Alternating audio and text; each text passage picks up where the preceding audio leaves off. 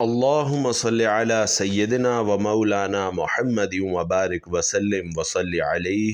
السلام علیکم ناظرین، اللہ پاک سے دعا ہے کہ وہ آپ پر اپنی سلامتی، رحمتیں اور برکتیں نازل فرمائے۔ بھائیوں اور بہنوں، فجر کی نماز کے فوراً بعد یہ خاص تسبیح جو مرد یا عورت پڑھ لے، 1 کروڑ تو کچھ نہیں، انشاءاللہ 1 ارب بھی ملے گا۔ محترم ناظرین، قرآن و حدیث سے بھی نماز فجر کی قرأت اور تلاوت قرآن کی اہمیت اجاگر ہوتی ہے، جس سے فجر کے وقت اور نماز فجر کی اہمیت کا پتہ چلتا ہے۔ سورہ بنی اسرائیل میں فرمایا کہ فجر کا قرآن، بے شک فجر کی نماز میں پڑھا جانے والا قرآن محسوس و مشہود ہو کر سامنے آ جاتا ہے۔ یعنی اگر فجر کی نماز میں پڑھا جانے والا قرآن اگر سمجھ کر بغور پڑھا یا سنا جائے تو وقت فجر کے تمام انوار و تجلیات اور قرآنی فیوز و برکات متشکل ہو کر اللہ کے وجود اور اس کی وحدانیت کی گواہی دیتے محسوس ہوتے ہیں۔ احادیث نبوی سے بھی نماز کی اہمیت اور فضیلت اور اس کی نورانیت کا پتہ چلتا ہے۔ آپ صلی اللہ علیہ وسلم نے فرمایا کہ فجر کی 2 رکعات یعنی سنتیں دنیا اور دنیا کی ہر چیز سے افضل ہیں۔ اللہ کے احکام کو بجا لانے اور ممنوعات سے اجتناب برتنے کا نام بندگی اور عبادت ہے۔ اسلام کے نزدیک عبادت کا مفہوم نہایت وسیع ہے۔ اسلام کا مطالبہ ہے کہ انسان کی پوری زندگی عبادت سے عبارت ہو، وہ اس طرح زندگی بسر کرے کہ اس کا ہر کام عبادت میں شمار ہو، اور واحد طریقہ اس کا یہی ہے کہ وہ اللہ کے بتائے ہوئے طریقے کے مطابق زندگی گزارے، ہر بات میں حکم الہی کو پیش نظر رکھے۔ اسلام اس بڑی عبادت کے لیے انسان کو جن ذرائع سے تیار اور اس کی تربیت کرتا ہے، ناظرین کرام، عرف عام میں انہیں عبادت کہا جاتا ہے، لیکن دراصل یہ تمرینات عبادات ہے۔ انہیں ارکان اسلام بھی اسی وجہ سے کہا جاتا ہے کہ اسلام کی عمارت بھی انہی ستونوں پر قائم ہے۔ ارکان اسلام میں نماز سر فہرست یعنی سب سے پہلے نمبر پر ہے۔ ان تمام عبادات میں نماز کو جو اہمیت اور فضیلت حاصل ہے، وہ کسی بھی صاحب ایمان اہل نظر سے پوشیدہ نہیں ہے۔ نماز کی اہمیت کا اندازہ ناظرین کرام اس بات سے لگائیں کہ قرآن کریم کے ہر پیغام میں صلاۃ یعنی نماز کا لفظ حرف جلی میں موجود ہے۔ ایمان کے بعد سب سے اہم رکن جس کا مطالبہ اہل اسلام سے کیا گیا ہے وہ نماز ہی ہے۔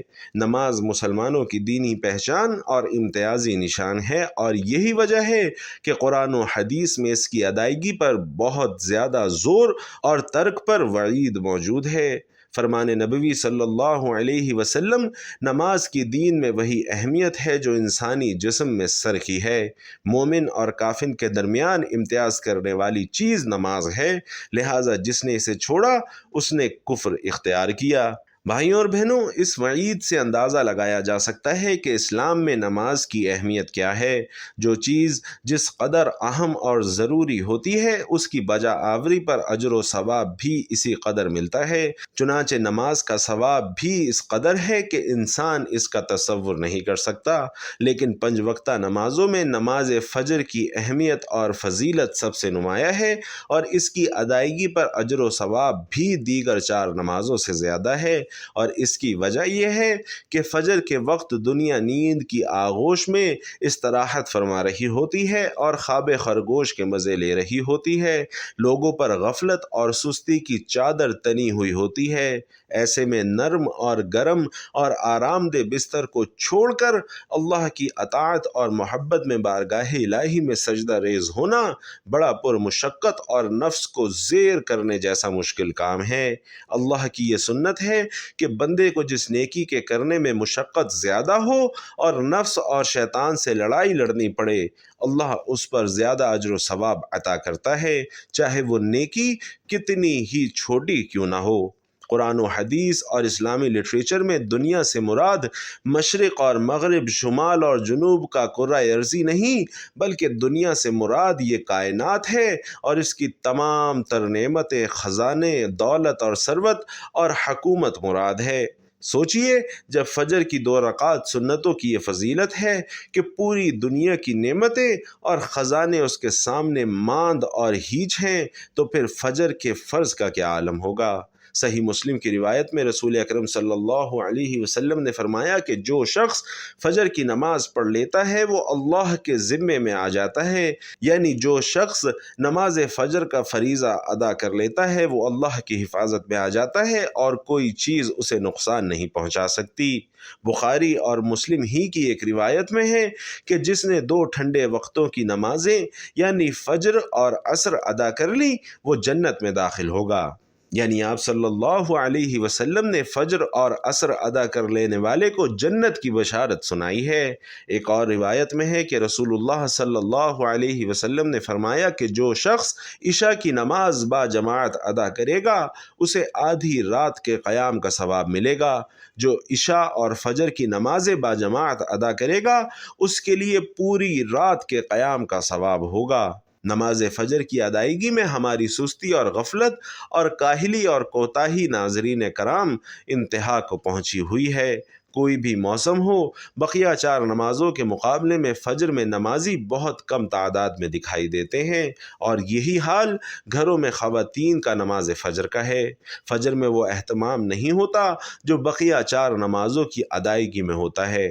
موسم گرما میں راتیں چھوٹی ہونے کا بہانہ اور موسم سرما میں صبح سردی ہونے کا عذر، لیکن ہمارا ہر بہانہ، ہمارا ہر عذر نماز میں کوتاہی اور غفلت کے سلسلے میں اللہ کے ہاں بالکل ناقابل قبول ہوگا۔ بھائیوں اور بہنوں، ہم میں سے اکثر لوگوں کو ایک شکوہ ہمیشہ رہتا ہے کہ روزی میں برکت نہیں، گھر میں برکت نہیں، کتنا ہی کما لیں پتہ ہی نہیں چلتا کہ کہاں گیا۔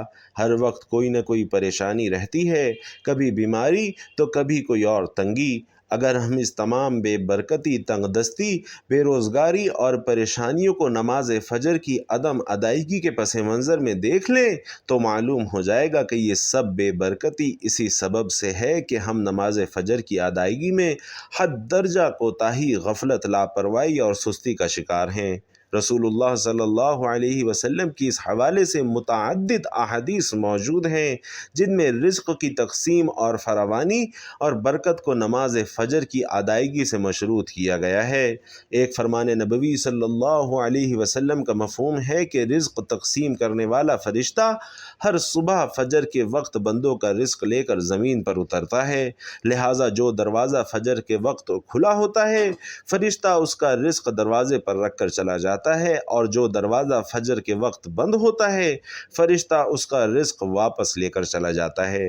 ناظرین کرام، اس فرمان نبوی صلی اللہ علیہ وسلم میں فجر کے وقت دروازہ کھلا ہونے کا مطلب یہ ہے کہ جس گھر کے افراد صبح فجر کے وقت بیدار ہو کر نماز فجر ادا کرتے ہیں انہیں ان کا رزق عطا کر دیا جاتا ہے، اور دروازہ بند ہونے سے مراد یہ ہے کہ جس گھر کے رہنے والے صبح فجر کے وقت سوئے رہتے ہیں اور نماز فجر کی ادائیگی میں غفلت اور کوتاہی کے مرتکب ہوتے ہیں انہیں ان کے رزق سے محروم کر دیا جاتا ہے۔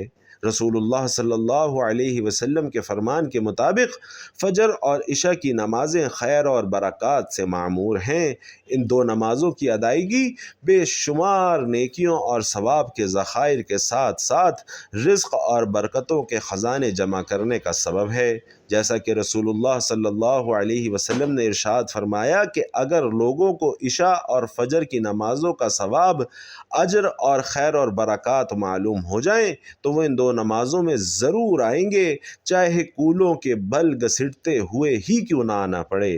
ناظرین، ہم میں سے اکثر نماز فجر خصوصاً اور دیگر نمازوں کو عموماً چھوڑ کر اپنے گھروں میں خیر اور برکت کے لیے قرآن خوانی، میلاد کی محافل کے انعقاد، لوح قرآنی کے تعویذ آویزہ کرنے جیسے نیک کاموں کی طرف متوجہ رہتے ہیں۔ اس سے تو انکار نہیں کہ بلا شبہ ان تمام کار خیر میں برکت کا عنصر موجود ہوتا ہے، لیکن قرآن خوانی، محفل میلاد، لوح قرآنی کے نقوش گھر میں آویزہ کرنے سے خیر اور برکات کا ہونا نماز کی ادائیگی سے بہرحال مشروط ہے۔ ہر خیر اور برکت کے سوتے نماز سے پھوٹتے ہیں۔ اللہ کی تمام نعمتوں، برکتوں اور رزق کے دریا نماز کی ادائیگی سے ہی بہتے ہیں۔ اس کے ساتھ ہی یہ امر بھی اہم ہے کہ فجر کے علاوہ بقیہ 4 نمازوں میں بھی خیر اور برکت نماز فجر کی ادائیگی سے ہی مشروط ہے، اس لیے کہ خیر اور برکت کا آغاز نماز فجر کی ادائیگی سے ہی ہوتا ہے۔ ہمیں اپنے گھروں میں تمام اہل خانہ کی نماز فجر کی ادائیگی کے حوالے سے اپنا اور اپنے گھروں کا جائزہ لینے اور محاسبہ کرنے کی شدید ضرورت ہے۔ ناظرین کرام، اللہ تعالیٰ نے قرآن مجید میں فرمایا کہ اے ایمان والو، خود کو اور اپنے گھر والوں کو اس آگ یعنی جہنم سے بچاؤ جس کا ایندھن آدمی اور پتھر ہیں۔ ناظرین کرام، یاد رکھیے کہ نماز فجر کی کوتاہی اور غفلت اور نماز نہ پڑھنا گھر کی نحوست کی علامت کا آغاز ہے۔ رسول اللہ صلی اللہ علیہ وسلم نے ایسے مسلمان کو خبیث اور منافق قرار دیا ہے۔ آپ صلی اللہ علیہ وسلم نے فرمایا کہ ایسے شخص کو میرا دل چاہتا ہے کہ آگ لگا کر جلا دوں۔ اللہ اکبر! ناظرین، کتنی بڑی وعید ہے۔ ہمارے نوجوان جو رات رات بھر موبائل پر یوٹیوب، گوگل، فیس بک، واٹس ایپ اور نہ جانے کن کن غلاظتوں میں غوطہ زن رہتے ہیں اور عین فجر کے وقت سو جاتے ہیں، انہیں ان وعیدوں اور تنبیہات سے عبرت اور سبق اور نصیحت حاصل کرنی چاہیے، اور یہ بات ہر مسلمان کو ذہن نشین رکھنی چاہیے کہ نماز فجر میں ناغہ اللہ اور اللہ کے رسول کو کسی صورت قبول نہیں۔ یہ ایسی غلطی، کوتاہی، غفلت اور سستی پر مبنی گناہ ہے کہ اس پر جتنا لکھا اور بولا جائے وہ کم ہے۔ اسی طرح ناظرین، ہمارا آج کا وظیفہ بھی فجر کی نماز کے بعد کا ہے، کیونکہ فجر کی نماز کی فضیلت اور برکات کے حوالے سے آپ کو قرآن و حدیث کی روشنی میں اس کی اہمیت بتلائی گئی ہے۔ تو فجر کی نماز کے بعد آپ نے یہ وظیفہ کرنا ہے۔ جو میرے بھائی بہن دولت کی کمی کی وجہ سے شدید پریشانیوں میں مبتلا ہیں، ان ناظرین کو آج میں اپنے سینے کا خاص راز بتانے لگا ہوں۔ آپ سب دل تھام کر بیٹھیے اور سنیے۔ انشاءاللہ اس وظیفے کو کرنے سے آپ کی تمام پریشانیاں دور ہو جائیں گی، جس کا طریقہ کار یہ ہے کہ جب بھی آپ فجر کی نماز پڑھ لیں، اس کے فوراً بعد یہ وظیفہ کرنا ہے۔ اللہ پاک کا ایسا کرم ہوگا کہ آپ کی عقل دنگ رہ جائے گی کہ اچانک دولت کا طوفان کہاں سے آ گیا۔ آج کا وظیفہ ایک خاص وظیفہ ہے جو آپ کو بتانے لگا ہوں۔ اس کو صرف ایک بار نماز فجر کے بعد پڑھ کے دیکھیے، آپ کے پاس جو دولت کی کمی ہے انشاءاللہ وہ ختم ہو جائے گی۔ ناظرین کرام، یہ ایک ایسی تسبیح ہے، ایک ایسا عمل ہے جس کو کرنے سے اللہ بہت خوش ہوتا ہے، اور یہ تو سبھی مسلمانوں کا عقیدہ ہے کہ جس سے اللہ خوش ہو جائے اس کی دنیا اور آخرت دونوں ہی پلک جھپکتے سنور جاتی ہے، اس کے ہر بگڑے کام غیب سے ٹھیک ہوتے ہیں۔ اس وظیفے کو، اس عمل کو، اس تسبیح کو کرنے والے پر اللہ تعالیٰ اپنی خصوصی رحمت اور شفقت نازل فرماتا ہے، اور اس کو اپنے نیک اور برگزیدہ بندوں کی فہرست میں شمار کر لیتا ہے، اور پھر اس بندے کی جو بھی حاجات ہوتی ہیں ان کو اللہ تعالیٰ جلدی پورا فرما دیتا ہے۔ اگر رزق کے حوالے سے کوئی تنگی یا پریشانی ہو تو رب کعبہ پورے سال کا ڈھیر و رزق اور دولت اس کے نصیب میں لکھ دیتا ہے۔ آپ کسی بھی دن اس تسبیح کو کر سکتے ہیں۔ ناظرین کرام، اب وہ خاص وظیفہ آپ کے حوالے کر رہا ہوں جس کو پڑھنے والا رب کعبہ سے بیٹھے بیٹھے لاکھوں اور کروڑوں کی خواہش بھی کرے گا تو میرا رب لاکھوں کروڑوں روپے بھی عطا فرمائے گا۔ ناظرین، یہ وظیفہ پڑھنے والے سے رب خوش ہو جاتا ہے، اور جس بندے سے رب خوش ہو جائے اس کا ذکر فرشتوں سے کرتا ہے، اسے نام لے کر پکارتا ہے اور پھر حکم جاری کرتا ہے اور فرشتوں سے فرماتا ہے کہ جاؤ میرے اس بندے کی ہر حاجت کو پورا کرو، اس کا ہر مقصد پورا کر دو، یہ جو کچھ بھی مانگتا ہے جلدی سے جاؤ اور میرے غیبی خزانے سے اس کی جھولیاں بھر دو۔ اب جب رب کی ذات تم کو دینے کے لیے تیار ہے تو پھر تم لوگ لینے سے کیوں انکار کرتے ہو؟ اس کے علاوہ ناظرین کرام، میں خاص ویڈیو میں اپنے تمام بھائیوں اور بہنوں اور بیٹیوں سے یہ بھی گزارش کرتا ہوں کہ آپ میں سے بہت سی بہنیں اور بیٹیاں ایسی بھی موجود ہوں گی جن کے رشتے نہیں ہو رہے، وہ بہترین رشتوں کے اسباب چاہتے ہیں یا پسند کی شادی کرنا چاہتے ہیں، نوکری تو ہے لیکن وہ پسند نہیں کرتے اور من پسند نوکری حاصل کرنا چاہتے ہیں، قرض دار ہیں، پریشان ہیں کہ قرض سے کیسے نجات پائیں، میاں بیوی تو ہیں لیکن ان میں محبت کی کمی ہے یا پھر کسی دوسرے سے تڑپنے والی محبت چاہتے ہیں؟ اگر بے اولاد ہیں اور اولاد چاہیے، یا پھر اولاد ہے لیکن نافرمان اولاد ہے، نافرمان شوہر ہے، غرض آپ کی کوئی بھی پریشانی ہے، آپ یہ وظیفہ صرف ایک بار کر کے دیکھیے، انشاءاللہ آپ جس مقصد کو بھی ذہن میں رکھ کر کریں گے، میرا رب اس مقصد کو انشاءاللہ پورا فرمائے گا۔ حضرت ابو ہریرہ رضی اللہ تعالی عنہ کی روایت کا مفہوم ہے کہ نبی کریم صلی اللہ علیہ وسلم نے فرمایا، دو کلمے بسم اللہ الرحمن الرحیم سبحان اللہ و بحمدہ سبحان اللہ العظیم ادائیگی کے اعتبار سے تو زبان پر ہلکے ہیں لیکن میزان پر بہت بھاری ہیں اور رحمان کے نزدیک انتہائی محبوب ہیں۔ حضرت ابو ذر غفاری رضی اللہ تعالی عنہ فرماتے ہیں کہ حضور سید العالمین صلی اللہ علیہ وسلم نے مجھ سے فرمایا کہ کیا میں تجھے اللہ رب العزت کے پسندیدہ کلام کے بارے میں نہ بتاؤں؟ میں نے عرض کیا کہ یا رسول اللہ مجھے ضرور بتلائیے، تو آپ صلی اللہ علیہ وسلم نے فرمایا کہ بے شک اللہ پاک کا پسندیدہ کلام سبحان اللہ و بحمدہ سبحان اللہ العظیم ہے۔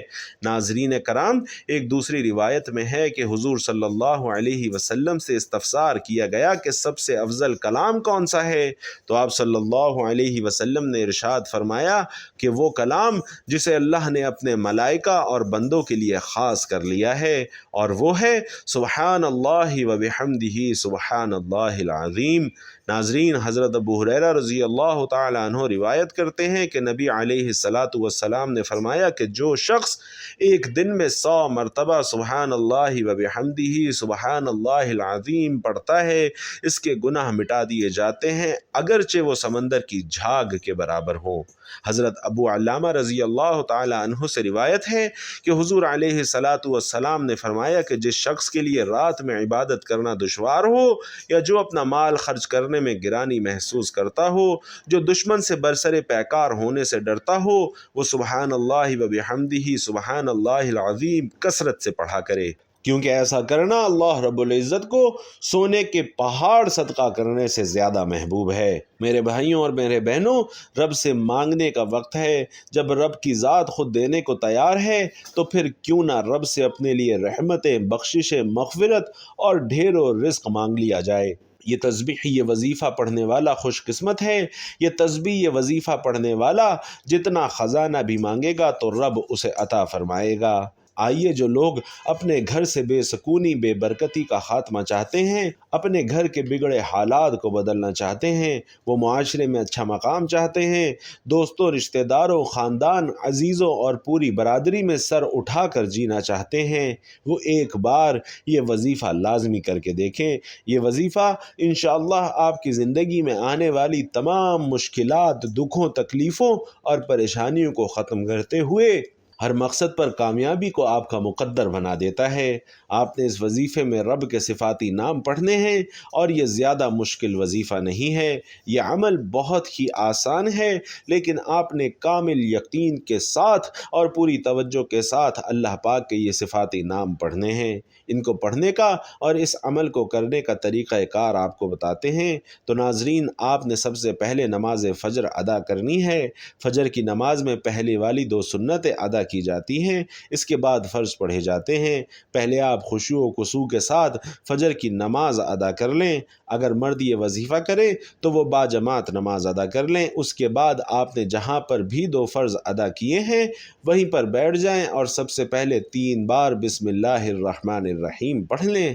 پھر اول و آخر 11 مرتبہ درود ابراہیمی پڑھیں، اور درود پاک پڑھنے کے بعد آپ نے 11 مرتبہ سورۃ الکوثر پڑھنی ہے۔ اس کے بعد 33 مرتبہ اللہ کا صفاتی نام یا مجیدو یا مجیدو یا مجیدو پڑھنا ہے، اور اس کے بعد آپ 11 مرتبہ ہی سورۃ الاخلاص پڑھیں گے۔ جب آپ 11 مرتبہ سورۃ الاخلاص پڑھ لیں، اس کے بعد آپ نے 33 مرتبہ اللہ کا دوسرا صفاتی نام یا لطیفو پڑھنا ہے۔ یاد رہے کہ یا لطیفو، اس کو بھی اچھی طرح 33 مرتبہ پڑھنے کے بعد آپ نے پھر 33 مرتبہ یا ودودو پڑھنا ہے۔ یا ودودو اچھے طریقے سے پڑھنے کے بعد آپ نے پھر 33 مرتبہ یا مقتدرو پڑھنا ہے۔ یا مقتدرو یا مقتدرو یا مقتدرو، آپ کی جتنی بھی دولت کی تنگی ہے انشاءاللہ جلد ہی ختم ہو جائے گی۔ ناظرین، آپ جیسے ہی عمل کریں گے انشاءاللہ مالا مال ہو جائیں گے، آپ کی بند قسمت کے تالے کھل جائیں گے، آپ کی غیب سے مدد ہوگی۔ آپ یہ ایک تسبیح میرے بتائے گئے طریقے کے مطابق پڑھ کر دیکھیے، انشاءاللہ میرا رب راضی ہو جائے گا، پھر آپ کو اتنا نوازے گا کہ آپ کو خود سمجھ نہیں آئے گی کہ دولت کہاں سے آ رہی ہے، اور آپ کی آنے والی نسلیں بھی آپ کو یاد رکھیں گی۔ اس عمل کی اجازت ہر کسی کو ہے۔ ناظرین کرام، آخر میں دعا ہے کہ اللہ تعالی ہماری اس ویڈیو میں کیے گئی کمی اور کوتاہی کو معاف فرمائیں، اور جو بھی اس وظیفے کو کریں اللہ پاک اپنے پیارے حبیب صلی اللہ علیہ وسلم کے صدقے ان کی تمام جائز حاجتیں اپنی بارگاہ میں قبول و منظور فرمائیں، آمین یا رب العالمین۔ ناظرین، آخر میں آپ سے درخواست ہے کہ اللہ تعالیٰ کے 99 ناموں میں سے کوئی ایک نام کمنٹ باکس میں لکھ کر ضرور شیئر کیجیے گا۔ اللہ تعالیٰ ہم سب کا حامی و ناصر ہو، آمین۔ السلام علیکم ورحمۃ اللہ۔